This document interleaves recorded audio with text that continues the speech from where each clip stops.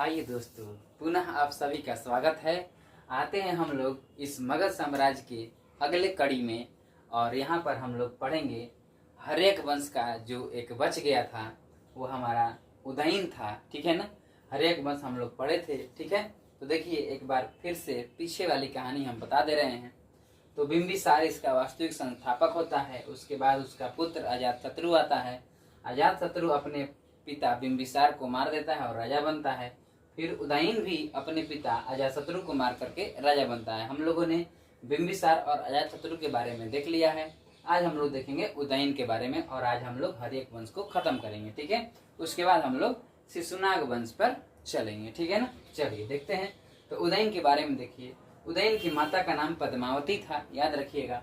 उदयन की माता का नाम पद्मावती था। ठीक है, शासक बनने से पहले चंपा का यह उपराजा था। देखिए ये भी चंपा का उपराजा था, है ना, और ये भी उदयन भी चंपा का उपराजा है। ठीक है, चंपा है ना, अंग कंग की राजधानी चंपा। ठीक है, अब देखिए गंगा और सोन नदी के संगम पर पाटलिपुत्र, आज का जो पटना है वो गंगा और सोन नदी के संगम पर है। ठीक है ना, संगम पर पाटलिपुत्र यानी कि कुसुमपुर, पाटलिपुत्र का एक और नाम है वो है कुसुमपुर नगर बसाया, यानी कि पटना नगर की स्थापना किसने की?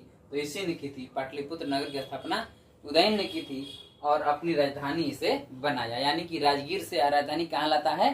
पाटलिपुत्र लाता है। ठीक है, अब देखिए अवंती के एक गुप्तचर ने इस उदयन की हत्या कर दी। ठीक है, अवंती के एक गुप्तचर ने उदयन की हत्या कर दी, याद रखिएगा।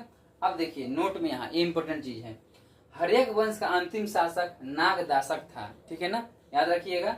हर्यक वंश का अंतिम शासक नागदासक था, जो अत्यंत विलासी एवं निर्बल था, है ना, ऐशो आराम की जिंदगी जीता था। ठीक है ना, अत्यंत विलासी और निर्बल था।